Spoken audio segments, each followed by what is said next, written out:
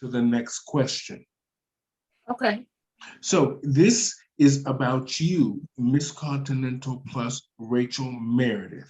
It's nothing about me. We just produced the show and put it out there, and hopefully we will have our own network very soon. It seems to be moving in that direction. That's So all. yeah, it is. It's quite interesting how at first I didn't take it serious because he was just on my back all the time about it. He kept saying, "Well, I want you to do this and do that." I was like, "Well, this is not going to work," and he was like, "It's going to work. You just keep talking." So I said, "Okay." So now we see that it's picked up a lot of momentum and got a lot of important attention. So with that being said, um, we're going to touch on a few things that I think are relevant, and then we're going to talk about your moments at Continental. Okay. We're going to talk about church. We're going to talk Okay. about the gay Black community, and we're going to talk about things that we think are important to, or should be important to, Rachel Merdith as a Black American. I'm gonna open my front door for my brother. Hold on one Okay. second. Okay.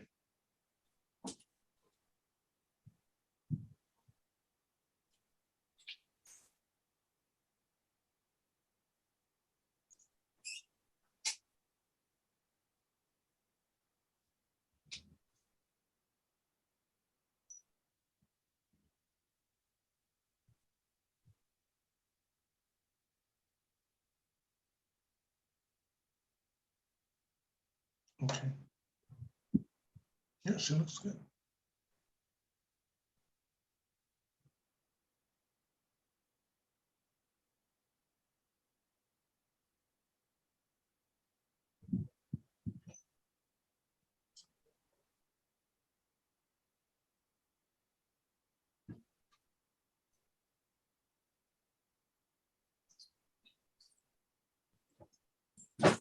I'm sorry about that. It's all good. It's all good. Can I just ask you one thing? Can you come closer to the camera? Oh, most definitely. Well, Because see, you said to have the crown close. And so oh, this, okay. Oh, okay. Well, we'll leave it at that. I want to make sure that your voice is really heard and you're not too distant. That's better there. can you hear me? Yeah, that's great. Okay. So we're going to start in 5, 4, 3, 2. Good evening, ladies and gentlemen, and welcome to the Stephanie Stevens Show. We here at Pronoun TV are very excited tonight to have the reigning Miss Continental plus Miss Rachel Merdith on the show tonight for season 2. It's going to be great. We're going to talk to her tonight about her journey to Continental, about the church, her growing up years, and being just a fabulous trans woman that's now making a difference in the Black community, the Black gay community, and just making a difference in the world of female impersonation, or as some would call it, drag. And she's going to give us her perspective on where she thinks the world should go with drag, what's happening with the pageant preliminaries, the contestants, this COVID-19, that how it has affected the business. And we're going to talk to her today about those issues and a few other things we think that would be interesting to you from her perspective as the reigning Miss Continental Plus. So I want to say welcome to the show, fabulous lady. Thank you for having me. Now, I want to talk to you where I know that you graduated from Theodore High School. I did. I graduated in 2006 from Theodore High School. So I guess that gives my age away. Oh, well, it's okay about your age. You know, you're refined and you're classy, and that's why we wanted to have you on the show, because we thought that you had a voice and that you were, you know, Continental is the best of the best. So you didn't just win it for no reason. You won it because you wanted to be working and be with the best, and that's simple. Absolutely. So now, where do you live? I live in Mobile, Alabama. That Okay. is 3 hours south of Birmingham, 2 hours from Montgomery. It's called the Port City, so it's really, really south. Oh, And I'm okay. raised in a small little country town, about 30 minutes from where I live now. And I saw entertainers at different places via TV or on pageant tapes and stuff like that. And so when I finally became of age to go out to the nightclubs and I saw it, I was instantly hooked because I saw people that were like me. It's great to have representation, to see someone that looks like you be in position to inspire you.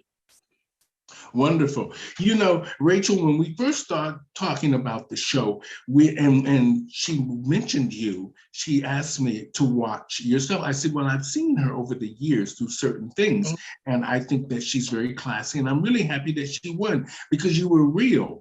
The night that you won Miss Continental Plus, it must have been really overwhelming for the fact that you ran off the stage. Is it that you couldn't believe it, or it was just your dream had come true?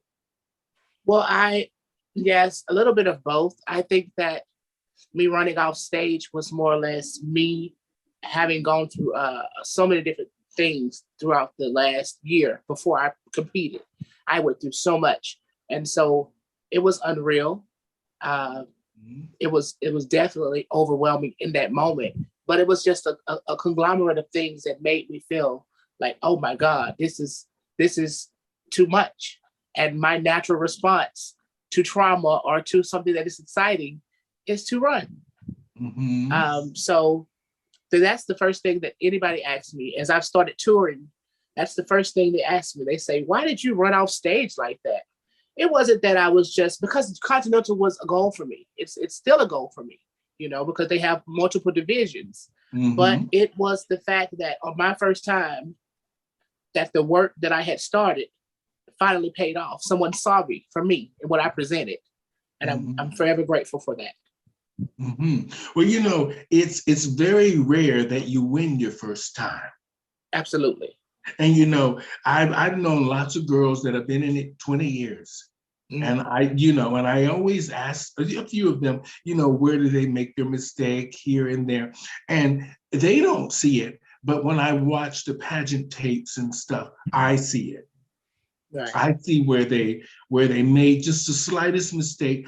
But you were so, I watched it, and my agent, and she's an older lady, she watched it, and we knew you were going to win.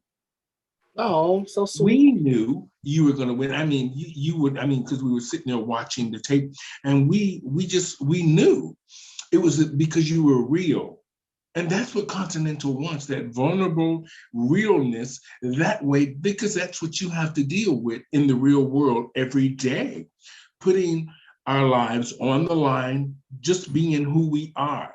Right. And the fact that you were real is what made you win. And, you know, talent and beauty and all that stuff aside, but Continental really is about, they want you to be as authentic and real as possible because it's about community.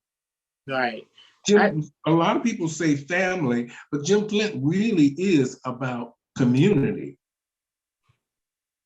Yeah, I can see that. You know, my response to in question and answer was just real because it was just, I don't meet many people that don't like me because I'm not the type of person that I don't put on airs. I do what I can. I try to represent and look my best because I'll be this title for 1 year, but I'll be me for a lifetime, you know? So that's important. People will forget, you know, some things that you may say or that you may do, but they will never forget how you make them feel. Never. So in my career, I have always just tried to be, you know, on stage, you want to be fabulous. You want to look really great. But out of the stage, you want to come to people. You want to be able to have a conversation. You know, you don't want to have your nose tooted up in the air. You don't want to do any of those types of things because right now I'm a face for a brand that has been established for a long, long time. And so what I do now depicts or is going to affect the people who come after me. because they can come into contact with me and say, oh, she was just so nasty, I don't want to be bothered with it. Or they can meet me and say, that's something to do. You know, the way that I met her, that is definitely something that I thought wasn't possible, but it's possible. I've never been given anything. When it came to pageants, before I started winning pageants, I would either lose, just flat out lose, or they would just flat out cheat me, you know. And I never really knew. I'm not really the clique type person. I don't get in cliques. I have a set of friends that I deal with, but I mean, I've just never been in the in crowd, you may say, you know, because that's how a lot of that stuff works. A lot of them are friends and they help each other out and they judge each other's pageants and that type of thing. I'm just so grateful that I was given the opportunity fairly. Well, you know, I am really glad that you are Miss Continental Plus, and I have great respect for Jim Flint, because when he talked about discrimination in the pageants, it was a real thing for him. This is why he started Miss Continental and Miss Continental Plus and Mr. Lee, because he felt that a lot of the girls, mainly in Florida, were being discriminated. Just want to see if you're okay. I'm listening. Were being discriminated against or passed up for the girls that were more popular, or like you said, in those cliques. Yes. Now, let's talk about your childhood just for a minute. You're from a small town in, like you said, outside of Alabama? It's at the bottom of Alabama. It's in Alabama, but it's a small town. And so I hadn't come into contact with people like myself, that my form that I am in now. It wasn't that, you know, they had people that were gay, you know, and, you know, it wasn't. Okay. What? So when was the first time? I mean, let's talk about this first. This is why I wanted to talk about you as a young person. When you were in this small town and you first told your parents that you were either gay or you were dressing as a girl, how did they react to you? I see that, you know, you just opened the door for your brother, so that means that the two of you are on good terms and he understands you. Right. So, I mean, I don't think I ever had to have a conversation from the time I was in my preteens. As far as I can remember, I was always styling hair, and I was just, you know, they just knew who I was. I think my dad actually, he was like, well, I just didn't know, you know, it just like blew his mind. But me and him are really close, and it doesn't always happen that way, you know, for people. It doesn't always happen that way. I think as we evolve as a culture, people they become more accepting to things that, you know, quote unquote, aren't the norm. As we, like I was saying, seeing those things, having a face for them, seeing it on television, seeing it. We're all human and we're all doing the best that we can with this thing that we have called life. So my childhood was,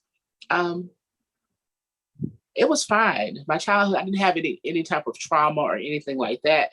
I probably would say that the only thing that I really remember about my childhood is that I performed in the choir. I played basketball, I played football, I played baseball, and then I joined the chorale in middle school. And then I stopped playing those things because I wasn't interested in those at all. I was just trying to find a spot for me and my dad to bond, if that makes sense. Oh, okay. So, well, it's wonderful. It's wonderful that you actually have your father's ear, and the fact that the two of you are close. Because, you know, sometimes black fathers are the hardest. I mean, besides the mother, sometimes the fathers just stand back and really let the mother, mainly in the South, take care of things. But the fact that your father is right there for you, I think that is amazing. Well, see, my mother and my father weren't together. You know what I'm saying? So I was with my mom growing up, and then I had summers with him. And so for me to garner his attention throughout the school year, I played those sports. But the person that I grew up with, growth is a beautiful thing. So the thing about life is that we always have the opportunity to learn, and we always have the opportunity to grow. And so by the time I became a child until I became an adult, the man that I knew at that time when I was a child, he's not that same guy. You understand what I'm saying? Mm-hmm. So where there once was maybe some thoughts in his mind, like, I don't like all that. Mm-hmm. He received me, in a whole nother way. Because that's the ticket for me. In the South, you're going to have to become an adult to make those type of life altering decisions. I didn't have that type of support to say, oh, well, we're going to do some investigation and find out how we can further you along. I had to wait till I was an adult, Mm-hmm.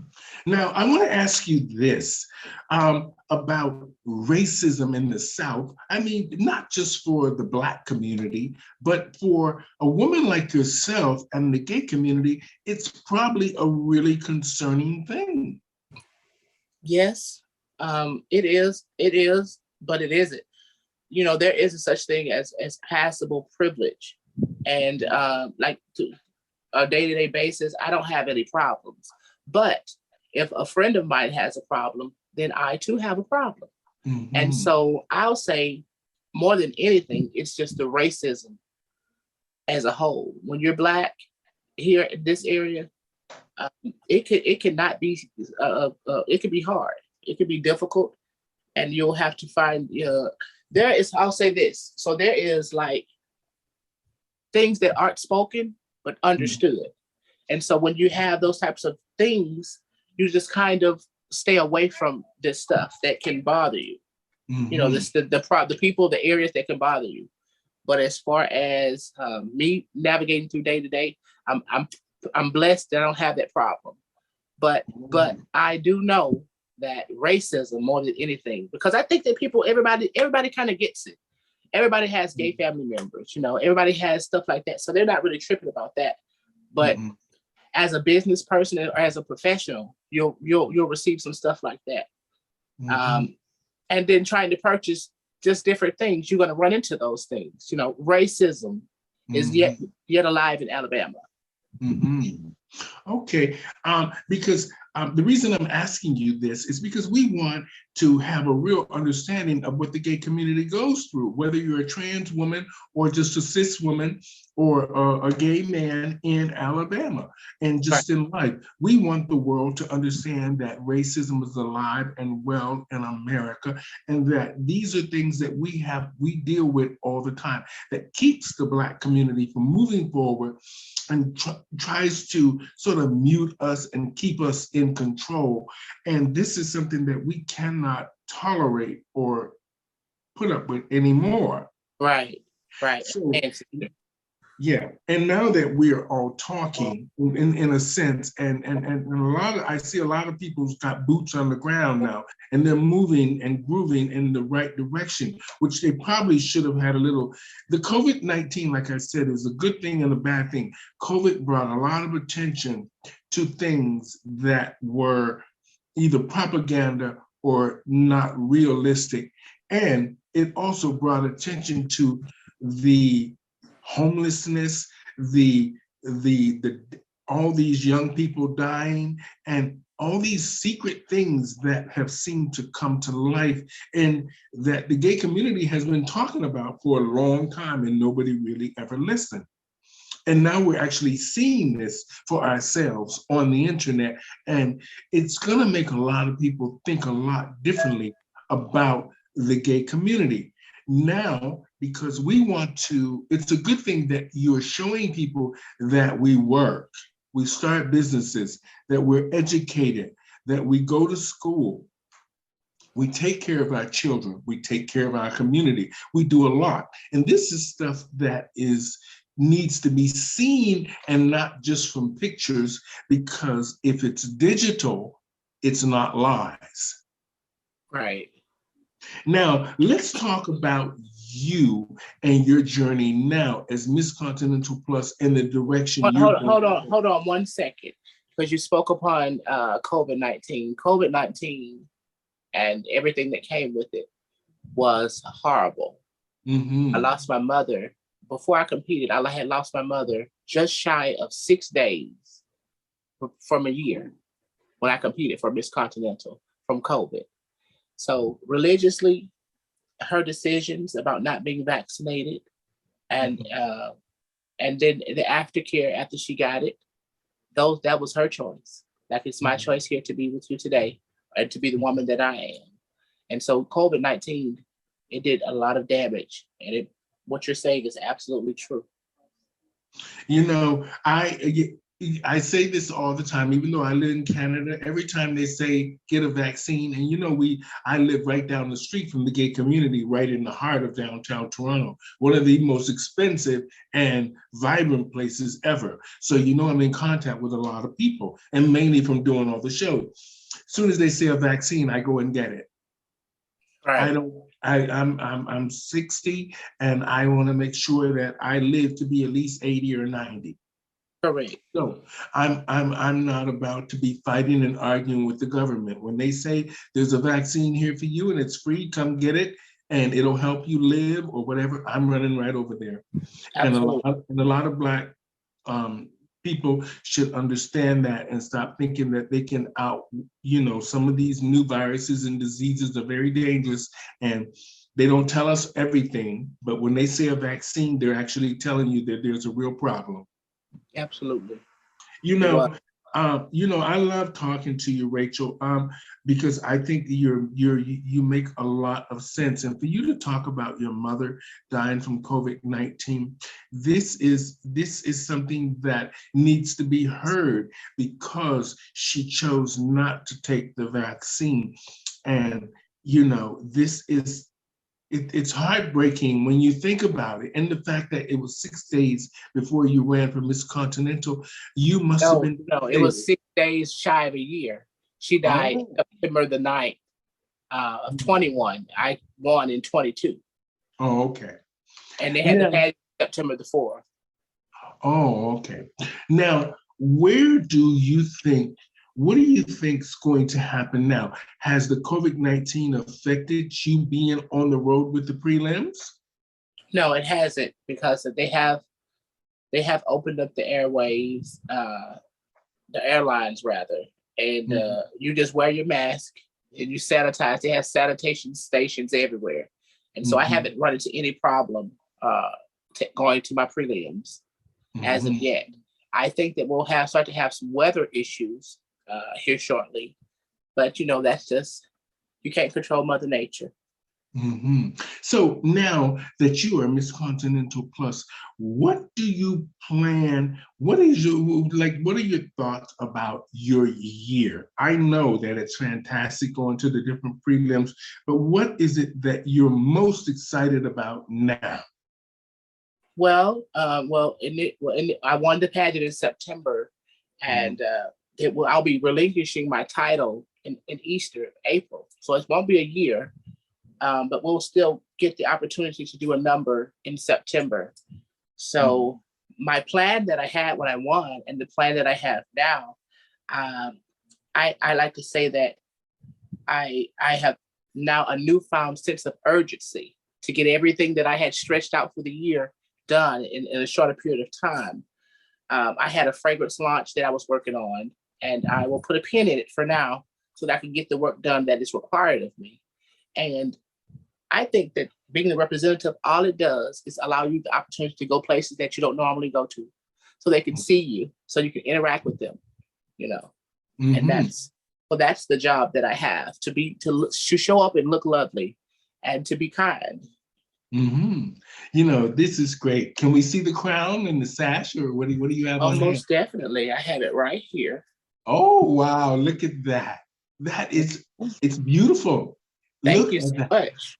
Thank you so much. It says Continental. It just says. I have this. Oh, wow. Look at that. Look at that. I won this the night of.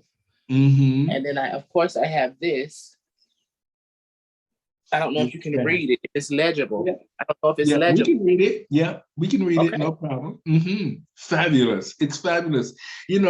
Talking to you today, Miss Continental Plus, Miss Rachel Merdith, you've given us a little insight on your life and the pageant. And we just wanted some highlights about the fact that you won your first time and how you felt, and the fact that you were so overwhelmed and you couldn't believe it when you ran off stage, which will be iconic for decades and centuries to come for the children to look forward to seeing. And they'll be like, oh my God, that was real.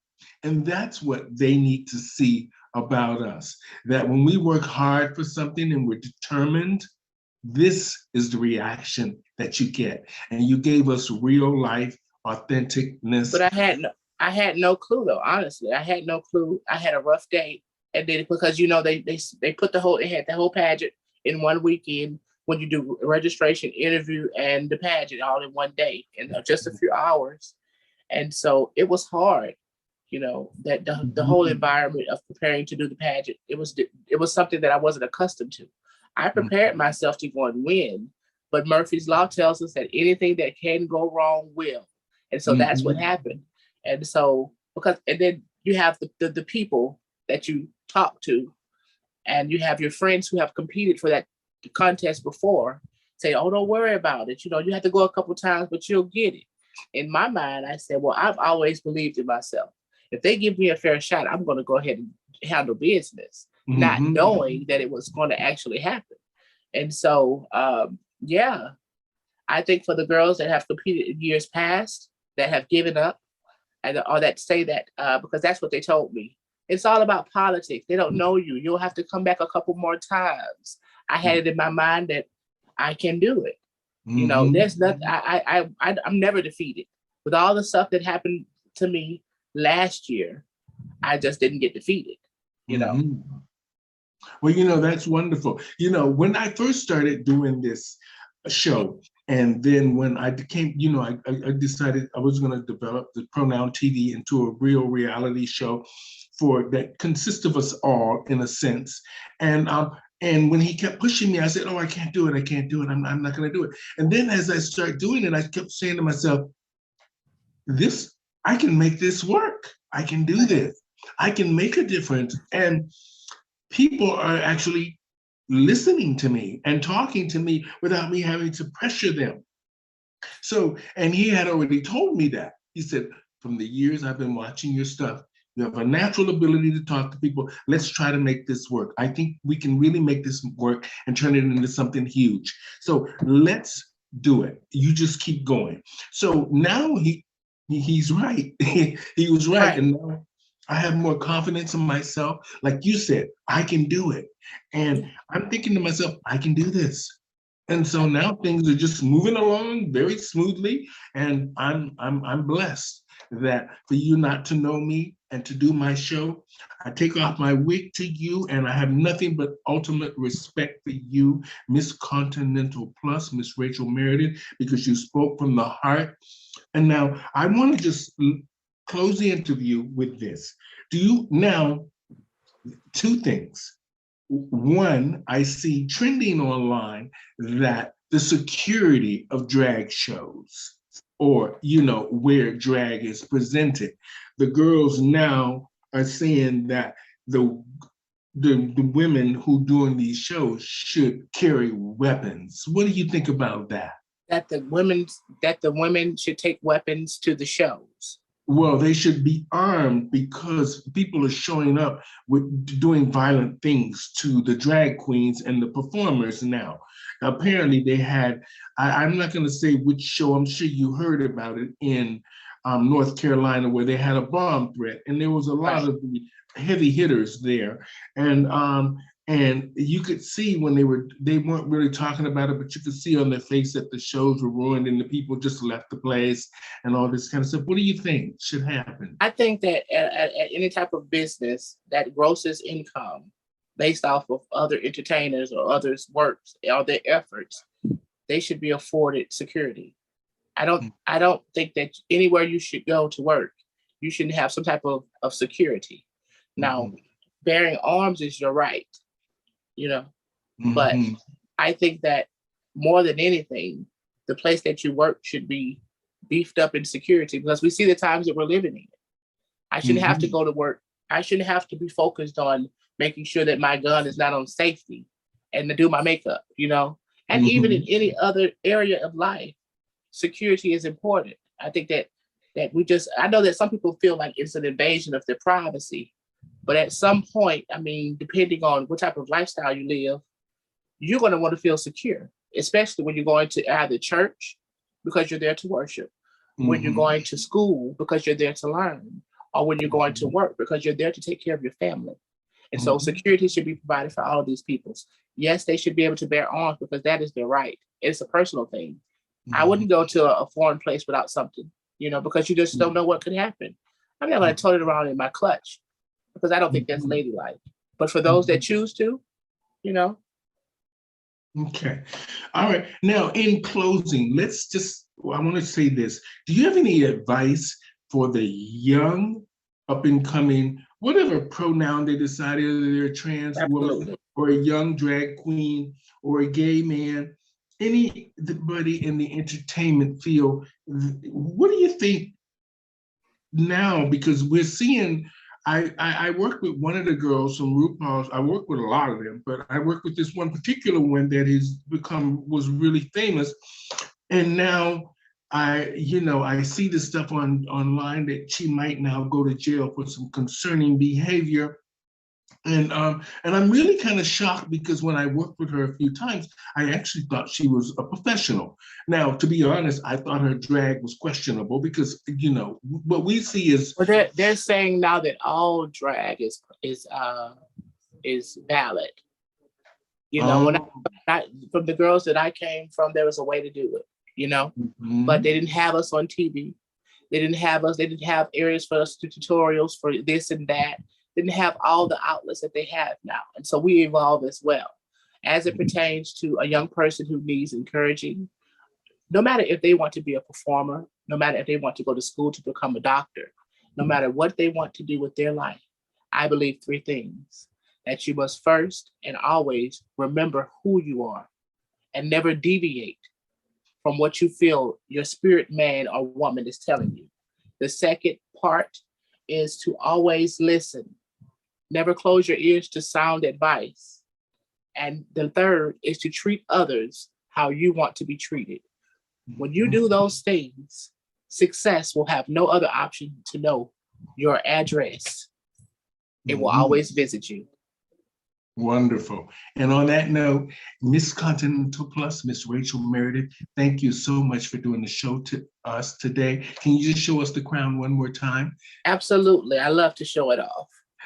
Ladies and gentlemen, this is Miss Rachel Merdith, Miss Continental Plus, and she gave us her insight today on life's issues. And we wanted to say thank you to Miss Continental Plus for stopping by Pronoun TV and the Stephanie Stevens Show here. We have great respect for her winning her first time around and educating lots of people about the South.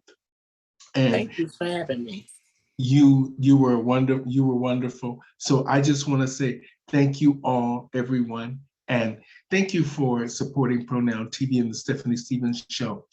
Amazing things are happening in the world. So just keep talking, keep sharing, keep networking, and just remember, like Rachel said, be kind. Be kind to each other. And until we meet again, Miss Rachel Merdith, congratulations and Merry Christmas and Happy Holidays. Thank you so much. Same to you. And thank you for having me. Good night, everyone. And thank you guys so much for watching. Good night. Good night.